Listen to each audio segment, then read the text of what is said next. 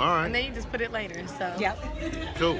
So yeah, so it's funny. I go into different markets and I'm not really sure like what songs are what. So I just kind of try to guess to like what's what. I didn't know Detroit knew He Loves Me Too. Now when I go to Jersey, they be like, they be on that. Look, That's right. That's right. But yeah, we Gigolo, girl. the WAP. Now, last weekend I had a house music festival here called Charvari Detroit. Oh, see, that's where I was supposed to be at. Trust me, we are working on getting you here because, baby, it was a set. You hear me? Oh, we had a party.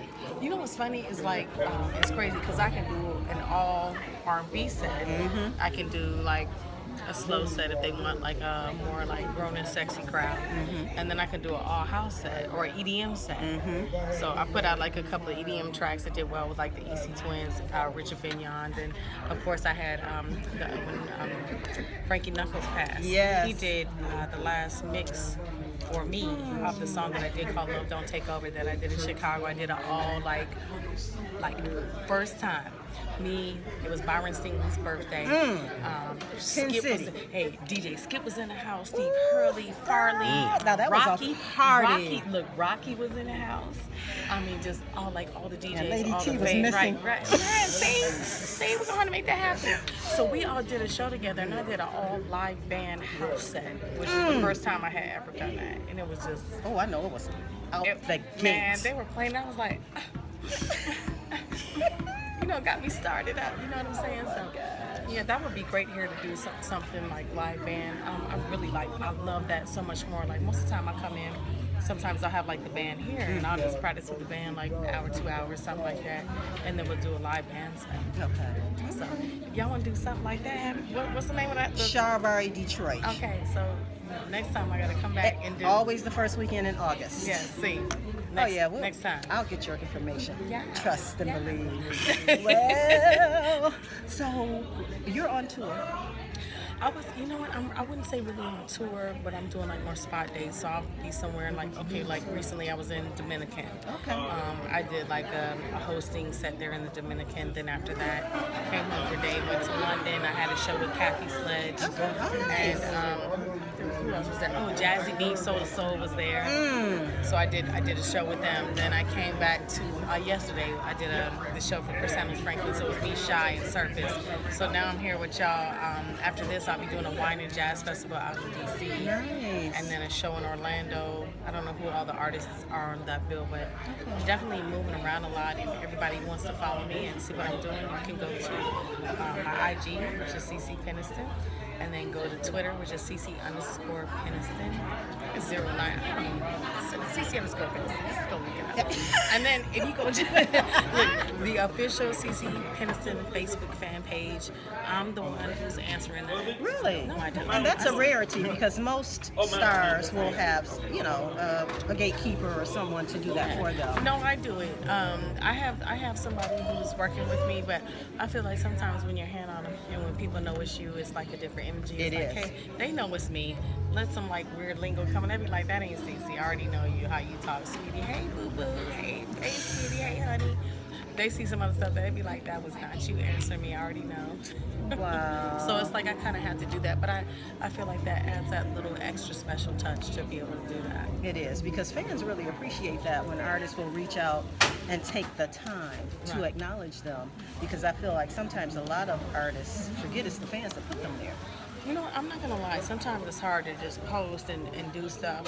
It's not very easy because like you're running around, you're doing stuff. Sometimes, I'm surrounded my friend. If you know my number, text me. We are not doing like I had one of my friends hit me inbox Facebook. I was like, you know my number, do not Facebook text me. Like you know my number, text me on my phone.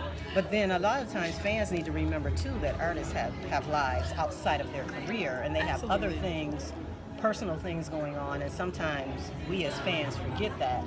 And you expect so much from the artist that you forget that they are people first and they have other things going on. And I appreciate that. And you know what? At the end of the day, you may be having those moments. You may have had a bad day, but your job, my job, is to come put a smile on your face. Whatever I may have been going through the day does not matter. My job is to come in and make you smile and get away like give you some nostalgia and get away from like the monotony of what your day was. So like for me, I'm like it's an excuse. Like at the end of the day, let's make it happen. That's right. That's right. You know, I had one of the stations I used to work for in the past. I had to interview Babyface, and at the time, there was some things going on in his personal life, and my boss asked me to go into that, and I wouldn't do it. And so he got upset with me. I said, you know, when artists put themselves out there, it is really for their music and you know, whatever their art may be. I said, I don't feel comfortable doing that. And I said, if you want that done, then you probably should do the interview. And if it's going to be a problem, we need to go see your boss, because I'm not going to do it. But you know, I feel like this. You know, there's nothing wrong with expounding on like what's going on in somebody's life, because I feel like that's the thing that makes the connectivity between people, because they feel like, well, dang, you smiling all the time, you got, you know, you're coming out put together, and you act like nothing's going on in your life. I think that's the thing that makes people actually connect to you. I said, shoot, I can choose not to answer something. Exactly. I can be like, well, what happened was, bragging them. I can choose not to answer, but I feel like when people, that's why I kind of like when I did Unsung, I put out the stuff with the baby stuff. Yes. Me trying to have children. And I didn't even know all that. You were going through all that. Oh, that was very hard in my life. That was very, you know, when you're going through a marriage and just going, I know you saw the Unsung and just trying to have children, and it's, you know, you really want that in your life, and you just got through going through something with having a baby, and you got to go on stage and do whatever. It's not always easy, and they may be heavier than what you're used to, or you may be feeling, you know, you just may be feeling some type of way. And people don't really know that about you. They're like, she seems off, but I don't really know what it is.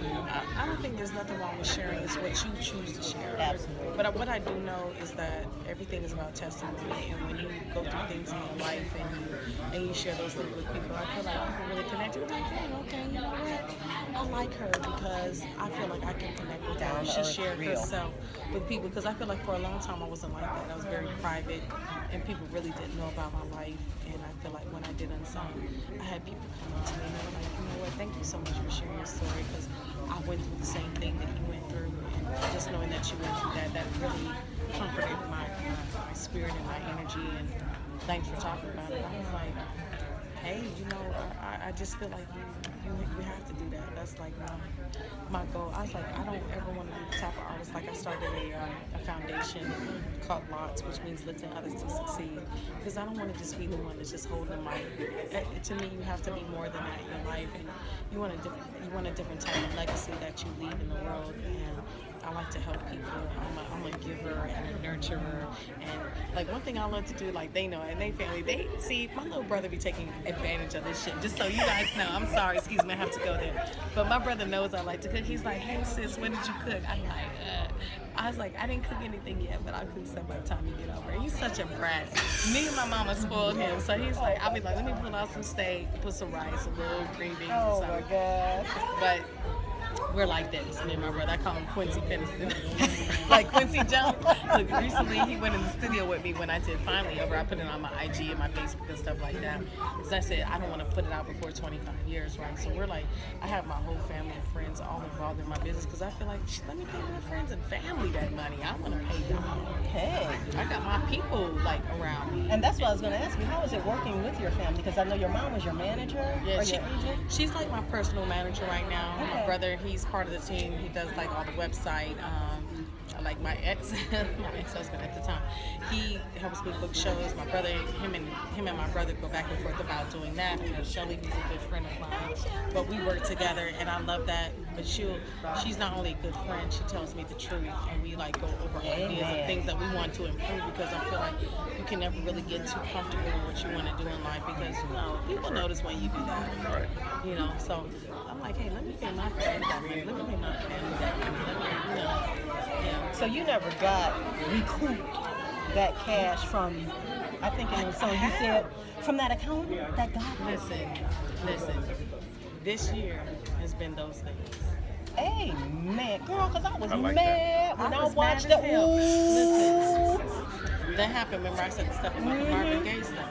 Well, this year has been a different type of year for me. It's definitely been a blessed year. Definitely been a different type of energy. All I can say is I don't even know what to speak. Sometimes I'm speechless about how it's all come back around. I definitely wasn't happy with the way that went down. But what I did realize is the reason that probably went down that way is because outside of this, I'm a simple spirit, and I think God knows that I would have been like, I'm good. I don't need all that. Mm-hmm. I have these things that I like. I do. I'm a diva in some kind of ways. Y'all can see. I'm a little diva. I got my lashes and my lipstick on. Lashes and lipstick. But I just feel like I may not have pursued it in the way that I probably should have. And so I think that rawness and going through those struggles, I think made me sing better. It made me, it puts that grit in your voice. It puts that soul in your, it puts that little grit in your soul. And I think I'm a different artist because of it. So if I had to go through a little pain to get to the pleasure part, I'll take it. Yeah, definitely. Well, keep making music, keep blessing us with that beautiful voice, and just keep being you, because it's just so positive. And like I said, you just radiate. Thank you. I appreciate it, and I love doing it. So tell the clear. friends, get your ass down here. You heard me, CeCe Peniston. Get out here. Come on, Craig. Yes. Thank you so much, CeCe. Thank you so much. I appreciate it. All right.